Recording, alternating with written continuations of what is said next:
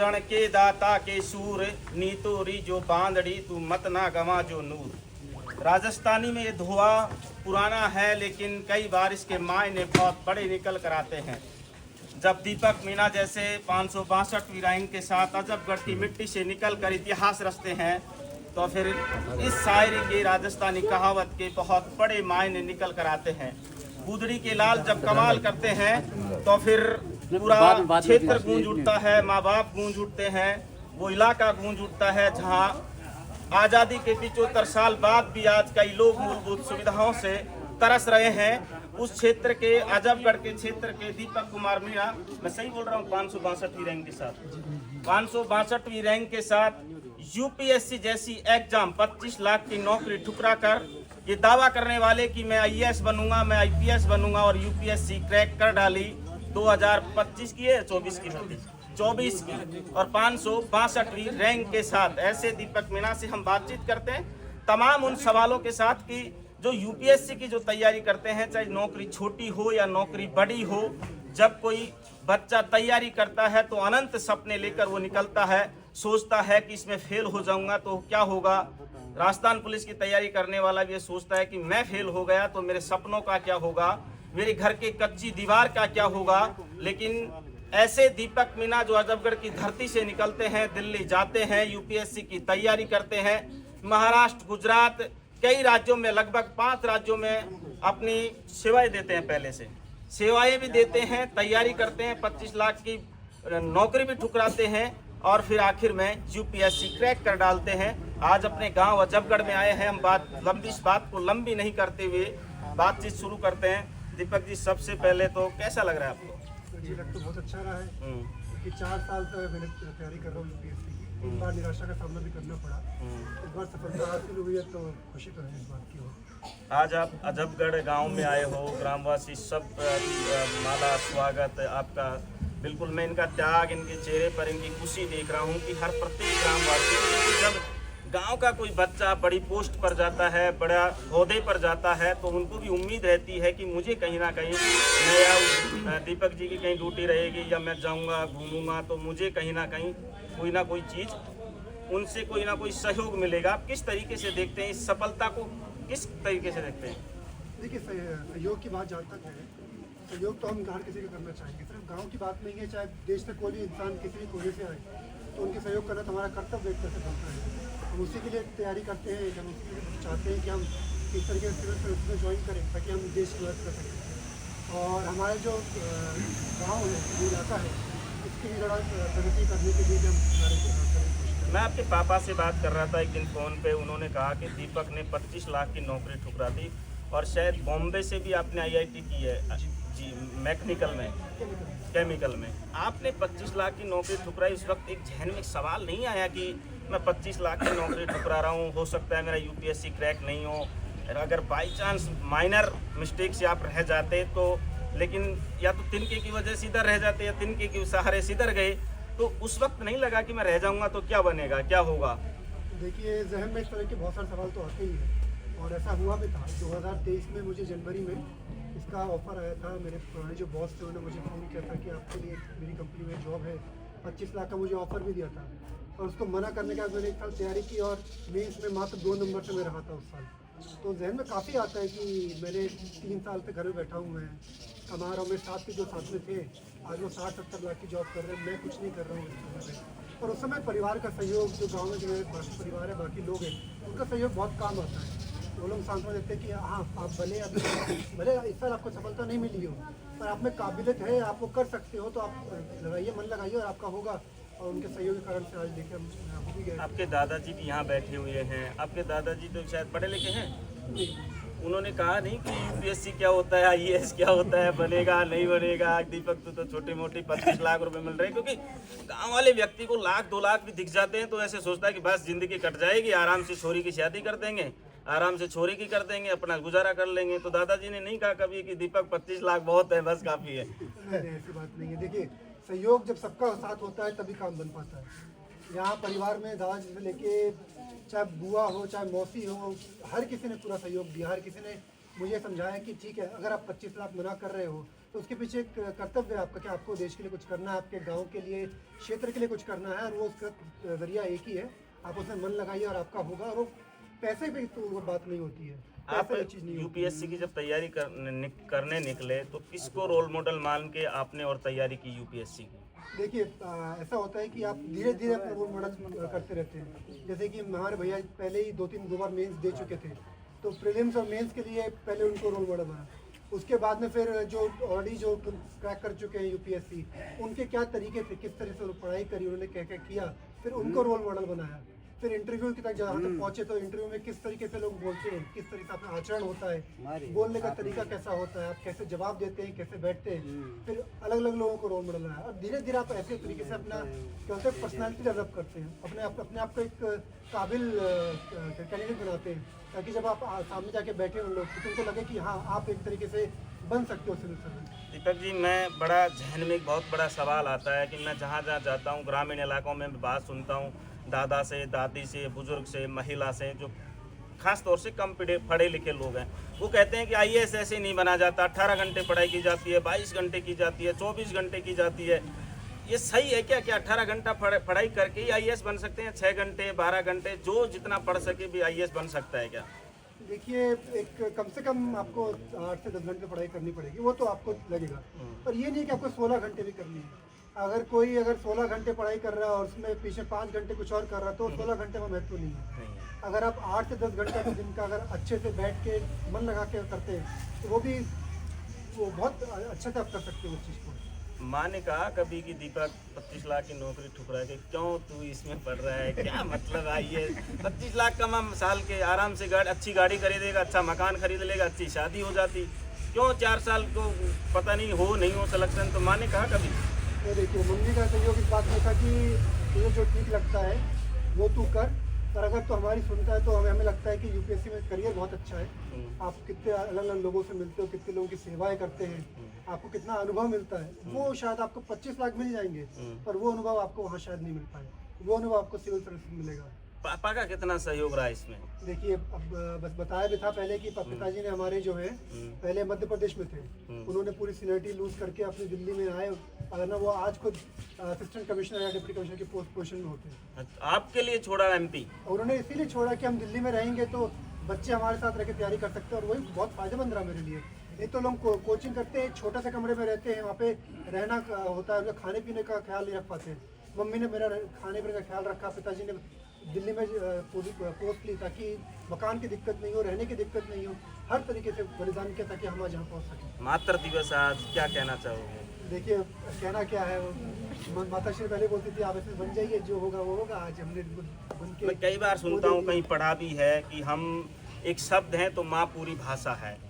माँ के बारे में बोलना कठिन ही नहीं, बहुत ही बोल ही नहीं सकते, निशब्द रहते हैं। लेकिन आपकी माँ पढ़ी लिखी है? जी नहीं, वो 5वीं तक है, पर उसके बाद उनका वो नहीं था, 5वीं के बाद पढ़ा लिखा। पर लेकिन जब इतने पढ़े लिखे परिवार में उनका ससुराल हुआ तो ये तो पहचान गई होंगी कि आईएएस क्या होता है, आईपीएस क्या होता है, भाई इंडिया की सबसे बड़ी पोस्ट पे जा रहा है बेटा, तो उन्होंने मोटिवेट किया आपको? देखिए मोटिवेशन सिर्फ ऐसा नहीं है कि आप इनको बोलो पढ़ाई करने के लिए, मोटिवेशन बहुत तरीके से होता है। काफ़ी जगह आपको खुद का बलिदान करना पड़ता है, त्याग करना पड़ता है अपनी इच्छाओं का। आपको बाहर घूमने जाना है, बच्चों की पढ़ाई घर में हो नहीं हो, उस कारण सब नहीं जाते हैं। तो इस तरह का जो बलिदान करते हैं माता पिता, उस तरीके से जो आपको प्रोत्साहन मिलता है कि देखिए हमारे माता पिता भी कितना कुछ कर रहे हैं हमारे लिए, हमें भी कुछ करना है, उस तरीके से बहुत कुछ किया मेरी माँ ने। भैया भाभी का कितना सहयोग रहा? दोनों आरजेस हैं शायद, मैं सही बोल रहा हूँ? और दोनों ओएनजीसी के अंदर काम करते हैं। अच्छा, कितना सहयोग रहा उनका? देखिए भाई भाई का सहयोग तो होता ही है, जैसे बताकर कि जैसे 25 लाख का ऑफर आता है, जो एक तरह से गाइडेंस मिलता है वो भाई या बहन को ही मिलता है कि उनको भी तरीके से नॉलेज है वर्ड की, कैसे काम करना है, कितने को अपॉर्चुनिटीज बाद में मिलेंगी, आपको काम करने के लिए बाद में बहुत मिल सकते हैं आपको। पर ये जो आपका भी जो आपकी उम्र है, आपने इतना कुछ पढ़ लिया है, उसको और कंटिन्यू करिए। तो इसमें भाई बहन का, हमारे भाभी का और जीजा जी का बहुत बड़ा हाथ भी रहा हमारे केस में। थानागाजी विधानसभा क्षेत्र में, या यूं कहें कि नैडा क्षेत्र, जो आज भी नैडा क्षेत्र में ऐसे कई परिवार हैं, ऐसे कई लोग हैं जो आज भी मूलभूत सुविधाओं से तरस रहे हैं। मैंने पहले भी कहा था कि आज भी आज़ादी के 75 साल बाद मूलभूत सुविधाओं से तरसना ये बड़ा दुर्भाग्य है इस थानागाजी का। लेकिन आप क्या संदेश देना चाहोगे थानागाजी के तमाम युवाओं को जो यूपीएससी की तैयारी करते हैं या आरएएस की करते हैं, आरजेएस की करते हैं, तमाम भर्तियों की तैयारी करने वाले युवाओं को क्या संदेश देना चाहते हैं? देखिए, 2-3 चीज़ें हैं। एक तो ये है कि आपको अपने आप पे विश्वास रखना होगा। ज़रूरी नहीं है कि आप पहली बार दे तो आपको सफलता मिल जाए। जैसे मेरे को चौथी बार में मुझे सफलता मिली है, आपको भी हो सकता है कि निराशा का सामना करना पड़े, पर हिम्मत नहीं हारनी है। दूसरी बात यह है कि परिवार को पूरी तरह से सहयोग देना पड़ेगा। उनको जो मनोबल होता है एक तरीके से, वो टूटने नहीं देना। अगर एक बार नहीं होता, दूसरी बार नहीं होता, तो एक तरह से अंदर से लगता है कि क्या मैं जो कर रहा हूँ सही कर रहा हूँ। जब मैं जिस तरह से पढ़ाई कर रहा हूँ, जब मैं एग्ज़ाम लिख के आ रहा था, वो सही है, मुझे क्या करना है। तो वो जो है एक तरीके से मनोबल बना के रखना है, उसमें बहुत बड़ा आत्मविश्वास सबसे बड़ा। जी बिल्कुल, होना चाहिए आपके अंदर आत्मविश्वास। अगर आपके अंदर आत्मविश्वास कमज़ोर पड़ जाएगा तो कुछ आता है वो भी शायद आप नहीं कर पाए। ये बहुत ज़रूरी बात होती है। माता पिता की डांट खाई कभी? जी बहुत बार। माता पिता की डांट बचपन से खाते हैं। छोटे बेटे होने का तो एक होता ही है, लाड़ भी मिलता है और दूसरी तरफ आपको डांट भी पड़ती है। माँ ने ज़्यादा डांट दी या पिताजी ने? देखिए, डांटने के इसमें तो माँ तो थोड़ी ज़्यादा थी, क्योंकि उसको फुल टाइम घर में रहना। बेलन वेलन उठता था कभी हाथ में? आप समझ जाइए कैसा होता है। अच्छा, एक सवाल और बताइए कि बचपन में आप मध्य प्रदेश पढ़े पापा के साथ? जी, मध्य प्रदेश, छत्तीसगढ़, 2 राज्य से पढ़ाई हुई। पढ़ाई में कैसे थे या शरारती थे शुरू से? जी, शरारती तो था मैं, वो देखिए तभी तो डांट पड़ती थी। डांट नहीं पड़ती। पढ़ाई में ठीक ही था, मैं ये नहीं बोलूँगा बहुत अच्छा था या बहुत खराब था, पर ठीक ही था पढ़ाई में। मन कब बनाया कि मुझे अब यूपीएससी क्रैक करना है और सीधा आईएएस के लिए जाना है? कब मन बना आपका? देखिए, पहले तो ये था कि मैंने आईआईटी किया, उसके बाद एमबीए किया, तो मेरा उस समय मन था कि प्राइवेट में जॉब करूँगा। इसलिए मैंने 2 साल 2.5 साल वहाँ पे काम भी किया। पर वहाँ पे काम करने का समझ में आया कि जिस तरह का काम मैं कर रहा हूँ उससे बेटर है कि अगर मैं यूपीएससी के लिए करूँ। इसलिए तो मैंने जॉब छोड़ दी अपनी। काफ़ी लोग ने मुझे, जो कंपनी में काम करते थे, उन्होंने भी बोला कि आप जो जॉब छोड़ रहे हो अच्छा नहीं है, आपका अगर नहीं होता है तो शायद बाद में आपको मौका नहीं मिले। पर उस समय ये था कि हाँ मुझे करना है, इसलिए मैंने फिर जॉब छोड़ के पूरा ध्यान अपना यूपीएससी के इसमें लगाया। मैं एक सवाल और करूँगा कि ऐसे वक्त में इंसान के नेगेटिव और पॉजिटिव दोनों चीज़ें आती हैं। एक मन कहता है कि यार हो सकता है यूपीएससी में हो जाएगा तो बल्ले बल्ले है, नहीं होगा तो मैं 25 लाख की जॉब भी छोड़ रहा हूँ और मेरा सिलेक्शन भी नहीं होगा। तो ऐसे समय में बहुत सारे युवा ऐसे हैं जो द्वंद्व की स्थिति पैदा हो जाती है उनके अंदर, चाहे वो छोटी नौकरी की तैयारी कर रहे हो या बड़ी नौकरी की तैयारी कर रहे हो। थानागाजी के भी तमाम युवा हैं बहुत सारे जो तैयारी कर रहे हैं। ऐसी द्वंद्व की स्थिति में बच्चे को क्या करना चाहिए, इसके बारे में थोड़ा बता दीजिए। देखिए, एक तो ये है कि आपको एक ऐसे इंसान के से बात करनी चाहिए जो या तो इस स्थिति से गुजर चुका है या तो ये साथ में गुजर रहा है। तो आप एक उससे बात करिए, उससे सलाह लीजिए, क्योंकि सलाह किसी ऐसे इंसान से जिसने इन परिस्थितियों को जांचा है, परखा है, उससे सलाह लेना बहुत ज़रूरी होता है। क्योंकि उसे पता है कि आप किस चीज़ से गुजर रहे हैं, तो वो आपको अच्छे से गाइड कर सकता है। मेरे केस में मेरे भाई साहब जो हमारे हैं, जिया जी एक हैं और मेरे भाई हैं, ये बहुत मुझे गाइड किया इस केस में कि अभी आपने पढ़ाई की, आप हिम्मत मत हारिए, इसको आगे करिए। और दूसरा ये है कि अपने आप पे भरोसा रखिए। आए हुए हैं वो इधर? जी बिल्कुल आए हुए हैं। बुला सकते हैं उनको? जी बिल्कुल, ये मेरे भाई हैं और मेरे जीजा जी हैं। दिखाइए एक बार उनको। ये आपके दादाजी हैं? जी, ये मेरे दादा। बात करें इनसे? जी बिल्कुल बात करें। कैसा लग रहा है बेटा, ये पोता आईएएस बन गया? कैसा लग रहा है? जोको लग रही कितने खुशी हो रही है खूब। भारत की सबसे बड़ी पोस्ट आईएएस। तो आपने पहले बात करते थे पोते से, तो कहते नहीं थे पढ़ाकर बढ़िया आईएएस बन के आना था?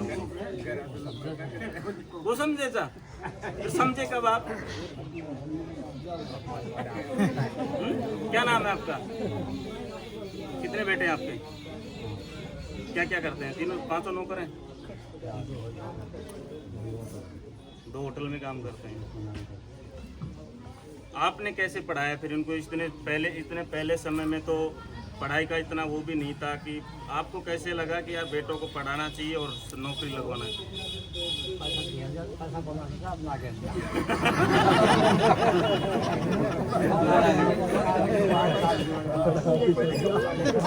अच्छा, राबड़ी खिला के भेजते थे देश को। आप खेती करते थे? खेती करके पढ़ा है सब। आपके पिताजी हैं?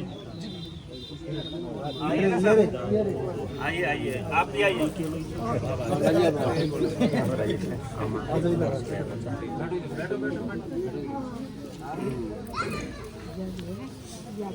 कैसा लग रहा है?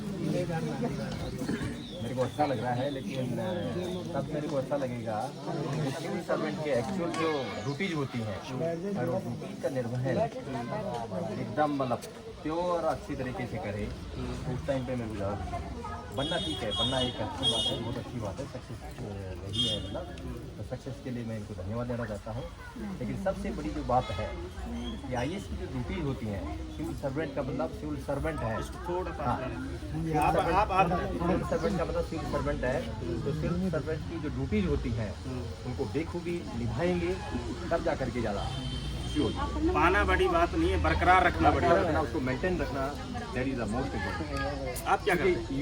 युवा वर्ग बन तो रहे हैं आज के टाइम में, लेकिन देश को जो जज्बे की और जो एक काबिलियत की आवश्यकता होती है उसको मेंटेन नहीं कर पाते, वो जोश के साथ में आते हैं। आज जो देश की समस्याएं हैं उन समस्याओं का निदान करने के लिए उनके पास में पर्याप्त क्षमता है, लेकिन क्षमता के होते हुए जब वो एक्चुअल पोजीशन में पहुंचते हैं वहाँ पर एक बहुत बड़ी जो समस्याएं हैं मतलब जिसको कि हम करप्शन के नाम से जानते हैं, या फिर और दूसरे तरीके से मतलब मतलब आराम करो जी, कंफर्ट लाइफ आनंद कीजिए, मतलब अरे ठीक है हम तो राजा बन गए हैं, तो वो चीज़ है, वो भावना घर नहीं करनी चाहिए। और जो जज्बा है, जो उत्साह है और जिस जज्बे को लेकर के हम इसमें प्रवेश किए हैं एग्जाम में, इस पर्टिकुलर सेवा में, वो जज्बा मेंटेन रहना चाहिए, बरकरार नहीं बल्कि the sky should be the limit, आकाश एक सीमा होनी चाहिए और उसको बरकरार तरीके से मतलब लोगों की सेवा करते रहना चाहिए, क्योंकि अल्टीमेटली लोगों की सेवा ही सबसे बड़ा मतलब धर्म है। आप क्या करते हैं? मैं तो अभी कुछ नहीं कर रहा हूँ, अभी तो रिटायर्ड लाइफ जी रहा हूँ। तो पहला IAS बना आपके घर में? हाँ, हमारे घर में पहला क्या, देखिए मैं फिर दोहराना चाहूँगा कि थानागढ़ तहसील अभी भी बहुत बैकवर्ड है, और यहाँ की जो युवा वर्ग है यही रिक्वेस्ट करना चाहूँगा कि थोड़ा सा रिस्क लेना सीखिए, थिंक लॉन्ग टर्म। यहाँ के बच्चे लोग हैं और इसमें क्या है कि बच्चे लोगों की नहीं है, पेरेंटिंग में कमी है, लंबे टाइम का जो फाउंडेशन बननी चाहिए और लंबे टाइम के घोड़े बनाने के लिए नींव मजबूत नहीं कर पाते, बच्चे निकल नहीं रहे साहब, मतलब बच्चे तैयार होकर के और IIT, IIM, जो MBA, MBBS हाँ नहीं कर पा रहे हैं, तो सबसे बड़ी कमजोरी यहाँ पर है। तो पेरेंटिंग में कमजोरी है, पेरेंटिंग को थोड़ा मजबूत करने की आवश्यकता है। उसके बाद में बच्चे तैयार होने के बाद में उनको भी लॉन्ग टर्म अप्रोच लेकर के काम करना पड़ेगा।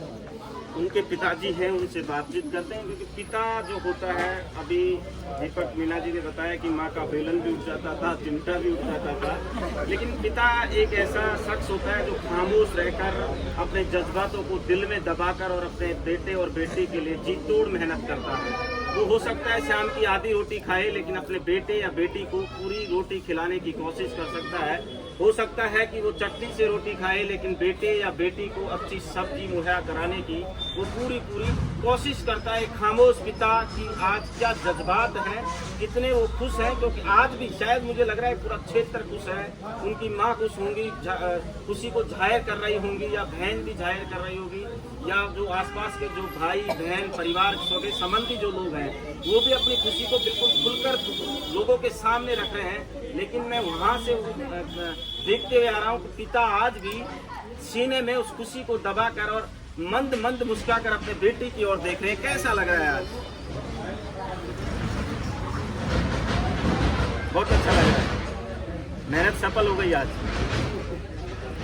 अभी दीपक जी बता रहे थे कि आपने सिर्फ और सिर्फ बच्चों के लिए MP छोड़ दिया।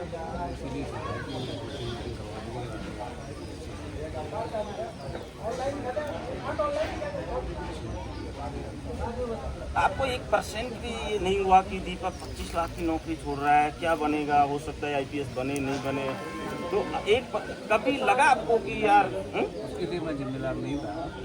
मैंने तो पहले इसको बोला था कि PSC कर ले तो है मेरी बात नहीं सुनी, नहीं हमें जो है सरकारी नौकरी करनी नहीं है, हम प्राइवेट करते हैं। लेकिन क्योंकि इसका जो है IIT की बात ही कि इसमें अच्छी सर्विस लगी थी, इसमें यूपीएस और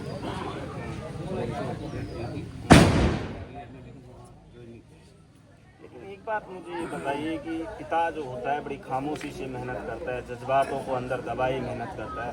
23 से लगातार 25 आ गया, अब जाके सिलेक्शन हुआ है, तो आपको नहीं लगा कि इस 1-2 साल के पीरियड में नहीं लगा कि यार इसने 25 लाख की नौकरी गलत छोड़ दी? लगता ही था, तो 20 में लगता था। लास्ट में इस साल तो मैंने काफ़ी प्रयास किया इसका जो है जॉब के लिए, कई जगह फोन नंबर आता था भाई, फोन नंबर तो ज्वाइन भी किया इसे 6 महीने।